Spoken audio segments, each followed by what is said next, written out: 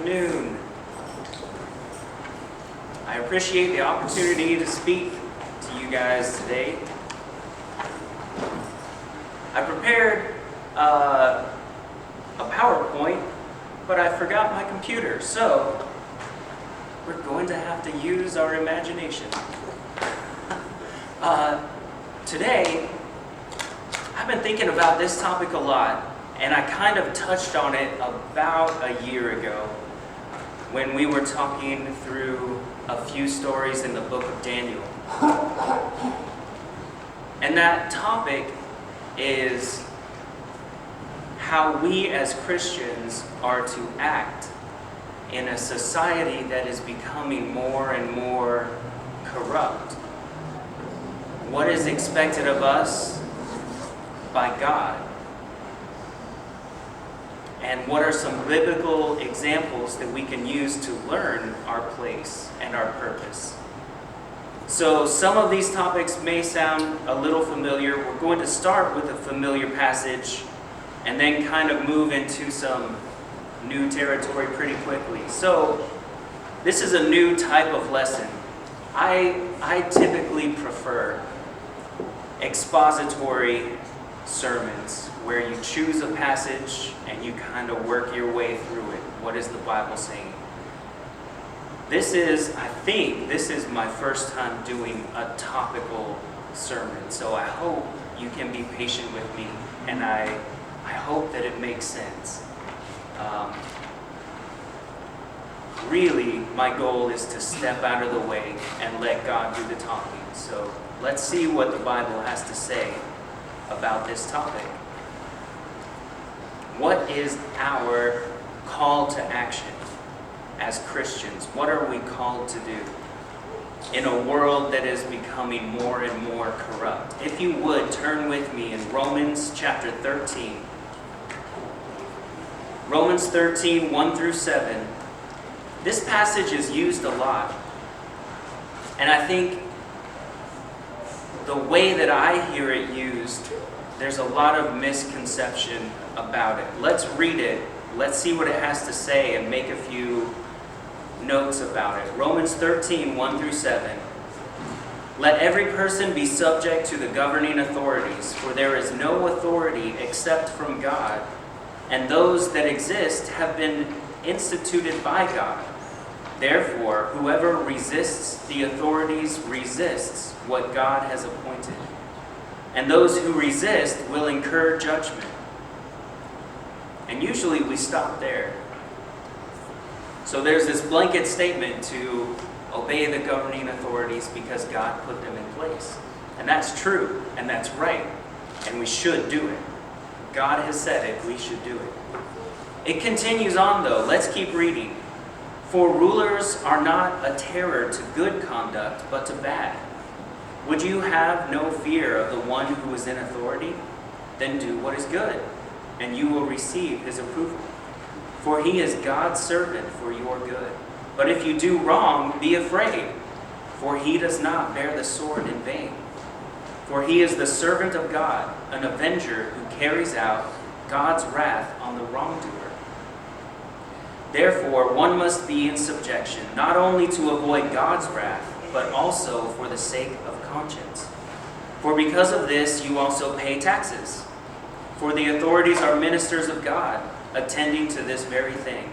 Pay to all what is owed to them, taxes to whom taxes are owed, revenue to whom revenue is owed, respect to whom respect is owed, honor to whom honor is owed.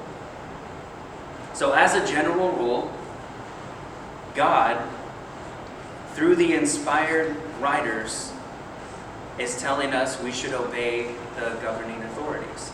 There are some important nuances to this passage. I think it is important to note this passage is assuming the government is just. And that's important.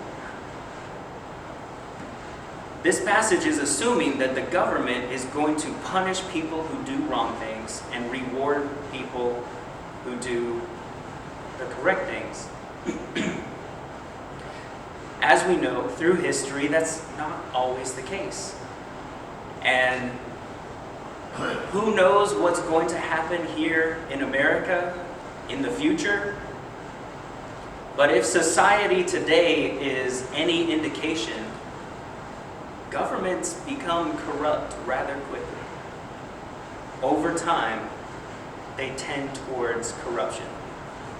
So what are we supposed to do as Christians? What are we called to do by God? Is there any examples in the Bible that would give us some indication? What is our role here? And I believe, I'll tell you up front, God does not call for pitchforks and torches. This is not our calling. But what does it say? Let's look at a couple of examples. Let's look at Exodus chapter 1, verses 15 through 16. Could I get some water? Is that all right? I appreciate you guys. Exodus chapter 1, verses 15 through 16. This situation happens a couple of times, and we're going to look at both of them.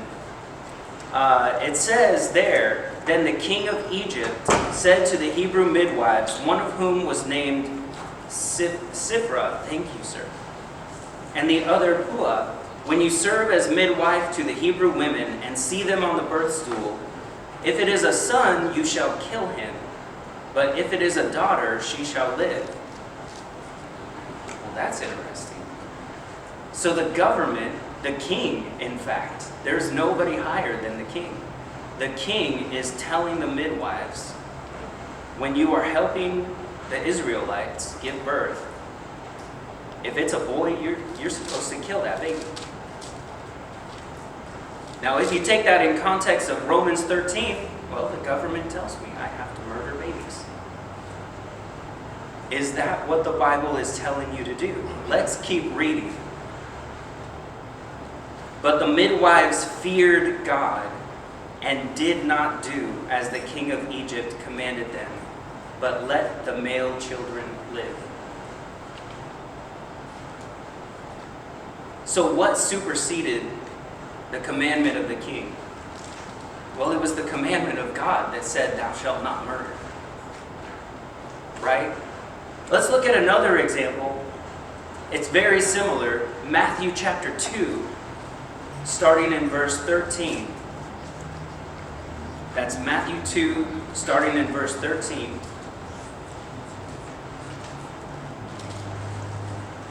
It says, "Now when they had departed, behold, an angel of the Lord appeared to Joseph in a dream, and said, Rise, take the child and his mother, and flee to Egypt, and remain there until I tell you, for Herod is about to search for the child to destroy him."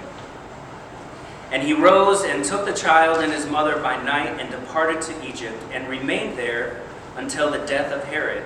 This was to fulfill what the Lord had spoken by the prophet, "Out of Egypt I called my son." Then Herod, when he saw that he had been tricked by the wise men, became furious, and he sent and killed all the male children in Bethlehem and in all that region who were 2 years old or under, according to the time that he had ascertained from the wise men. So there was a rumor, the king had heard this rumor, that a new king had been born, and he didn't like this. He was going to kill, supposedly, the king that had been born who would come after him, and he murdered a bunch of babies. And what did the angel of the Lord tell Joseph to do with his family? Well, he told them to run away. Get out of that government. Get out of that kingdom. Your lives are in danger. It's okay to get out of there. And then come back after Herod had died. Let's look at another one in the Old Testament, Joshua chapter 2. And we're familiar with this one. Joshua chapter 2, 1 through 7. This was just as the Israelites were starting to reclaim the land that was promised to them and their fathers. Joshua chapter 2. And Joshua the son of Nun sent 2 men secretly from Shittim as spies, saying, "Go, view the land, especially Jericho." And they went and came into the house of a prostitute whose name was Rahab, and lodged there. And it was told to the king of Jericho, "Behold, men of Israel have come here tonight to search out the land." Then the king of Jericho sent to Rahab, saying, "Bring out the men who have come to you, who entered your house. For they have come to search out the land." But the woman had taken the 2 men and hidden them. And she said, "True, the men came to me, but I did not know where they were from. And when the gate was about to be closed at dark, the men went out. I do not know where the men went. Pursue them quickly, for you will overtake them." But she had brought them up to the roof and hid them with the stalks of flax that she had laid in order on the roof. So the king was sending his men to Rahab, asking her to give up these spies who had come to scout the land before taking it. But because, if you read the rest of that story, because Rahab had heard of the God of Israel and how they were delivered through the Red Sea, she feared the Lord, and she was acting out of that respect of God. She didn't listen to her king because her king was asking something wrong of her. She listened to the Lord. Now I want to make a practical application to all of this, because these are cool stories. They're very, very cool, and we can learn a lot from them. But let's bring it to the real world, something a little bit more closer to home. Isaiah chapter 5, 20 through 23. We know that governments, given enough time, tend toward corruption. Not only governments, societies as well. We can see that in the story of Noah and the ark. Societies become corrupt. Isaiah chapter 5, 20 through 23 says, "Woe to those who call evil good and good evil, who put darkness for light and light for darkness, who put bitter for sweet and sweet for bitter. Woe to those who are wise in their own eyes and shrewd in their own sight. Woe to those who are heroes at drinking wine and valiant men in mixing strong drink, who acquit the guilty for a bribe and deprive the innocent of his right." We know that humans, given enough time, will tend towards evil. So what's our role as Christians? And bringing it a little closer to home, what about Christians during the time of the rise of Nazis in Germany? Have you ever stopped to think, how is it possible for that situation to go on for so long and so many people get hurt and nobody did anything about it? How is that possible? Right? In our mind, at least in my mind, especially when I was younger, and I learned about the Holocaust, and I learned about how many Jews were killed. In my young mind, I thought, once people heard of that, like within the first year or the first few months, Germany is slaughtering Jews. What? We should stop that. That's wrong. How did it go on for so long? Well, looking back, I would like to look at three groups of people who all claimed some form of religion and their reaction to what was going on in Nazi Germany. The first one is the German Christians. This was a pro-Nazi movement within the Protestant church.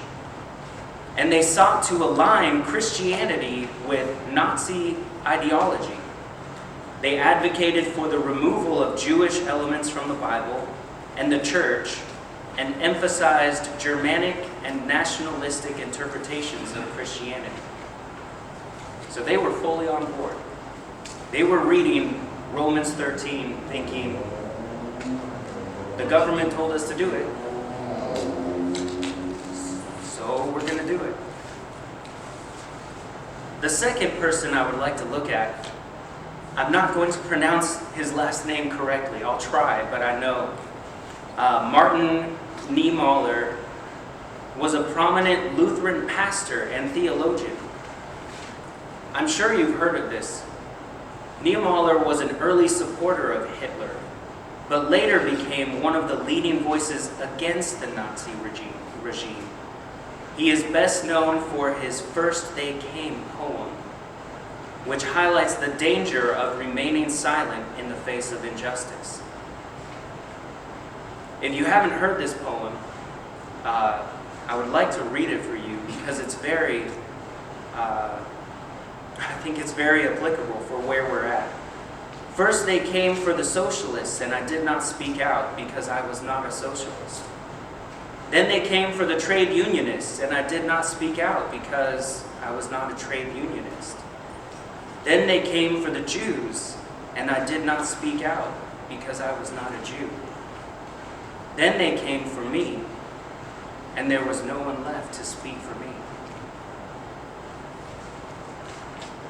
The last person I would like to talk about is a man named Dietrich Bonhoeffer.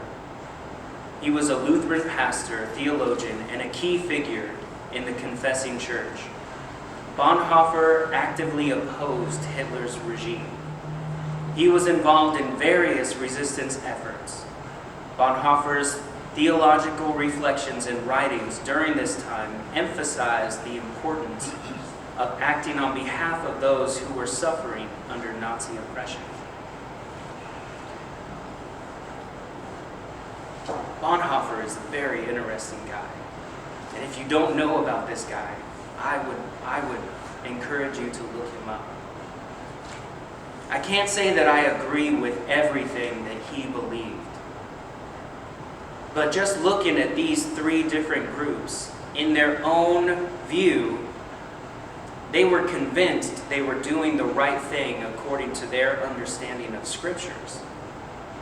And looking back, from our modern day, looking back on what happened in Nazi Germany, we can see who was on the right side of history and who wasn't. And those who used the Bible as a way to say Christians should not get involved, we should stay silent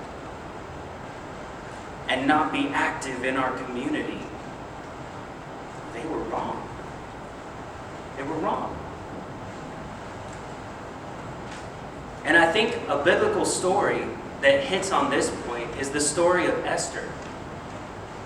Esther is a very, very powerful story.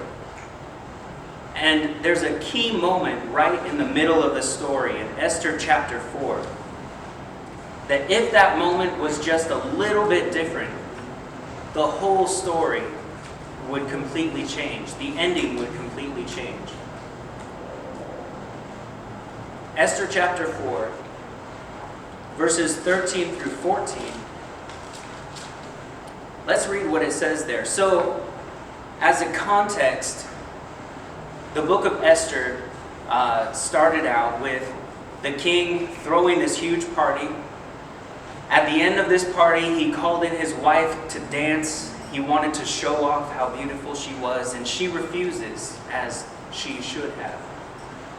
But the king didn't take this very well. She was banished, and a call was put out for a new queen. And Esther was a part of that group. And very quickly, she found favor and became a part of the king's harem. And it sounds like, if I understand correctly, Esther was a part of rotation of queens that would come in and visit the king. She would only see him maybe once a year. And if she tried to enter and see the king at any point outside of that time frame, where she did not have permission, or if she was not called, she could lose her life. There was a man named Haman who was growing in the ranks and gathering a lot of honor from among his people, and Esther's relative Mordecai was the only one who would not bow down to Haman. He would not show honor to Haman because Mordecai served the Lord. He only bowed to the Lord. Haman didn't like this, and he used that moment to say, let's kill all the Jews. Because this one man is not showing me honor, let's kill them all. Well, this was communicated to Esther, and Esther communicates back to Mordecai through messengers. They can't speak directly to each other, but through messengers they are talking. And Esther makes it clear, I can't talk to the king about this because I could lose my life. And that's where we're entering the story in Esther chapter 4, verses 13 and 14. Then Mordecai told them to reply to Esther, do not think to yourself that in the king's palace you will escape any more than all the other Jews. For if you keep silent at this time, relief and deliverance will rise for the Jews from another place. But you and your father's house will perish. And who knows whether you have come to the kingdom for such a time as this? Not all of us have a direct connection to the king or the president of the United States or a congressman or anybody. But we are all connected to each other and to different circles within our community. And I heard somebody talking recently just about this idea. Why did God design me, Jeff Dehut, as a man to be born in America in this moment in history? This is not an accident. I don't believe in accidents. If I believe in a God who is sovereign over all things, then my existing here in this moment, in this country, it's not an accident. Why am I here?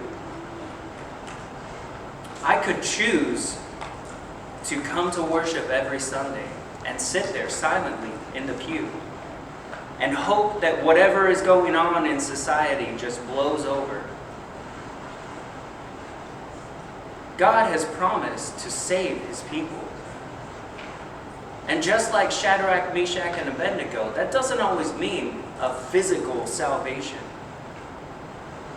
But he is capable of doing it. If I choose to be silent in this moment, and if I choose not to be a light in the community,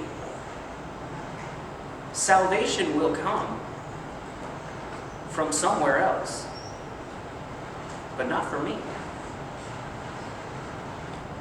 Not for me. And who knows if God put me here in Louisville, Kentucky in 2023 for such a time as this. Who knows? I want to end with the passage that was read before we started services, Matthew chapter 5. Verses 13 through 16. This is our calling. If we claim to believe in Jesus Christ, and if we claim to believe in a God who created everything, who is ruler over everything, this is our purpose. You are the salt of the earth. But if the salt has lost its taste, how shall its saltiness be restored? It is no longer good for anything except to be thrown out and trampled under people's feet. You are the light of the world. A city set on a hill cannot be hidden. Nor do people light a lamp and put it under a basket, but on a stand, and it gives light to all in the house. In the same way, let your light shine before others, so that they may see your good works and give glory to your Father who is in heaven. That's it. That's our job. That's our duty as Christians. To be a light. Let your light shine before others, not for ourselves, but for the glory of God.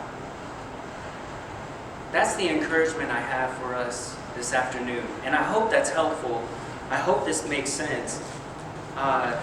It was really interesting to do research for this lesson. I actually started writing it a couple months ago, but there was too much.